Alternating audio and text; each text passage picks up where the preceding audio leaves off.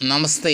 2025 May 14 വ്യാഴം രാശി മാറുന്നു. അതായത് ഇടവൻ രാശിയിൽ നിന്നും മിഥുനം രാശിയിലേക്ക്.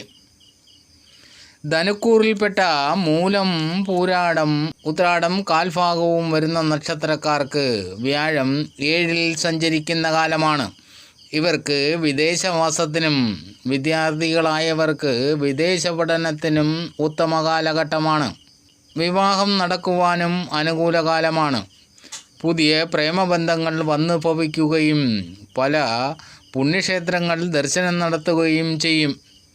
കടം കൊടുത്ത ധനം തിരികെ ലഭിക്കുകയും മുടങ്ങിയ പഠനം പൂർത്തിയാക്കുവാൻ സാധിക്കുകയും മുടങ്ങിയ വീടുപണി പുനരാരംഭിക്കുവാനും പലവിധമായ ആഡംബര വസ്തുക്കൾ വാങ്ങുവാനും സാധിക്കുന്നതാണ്.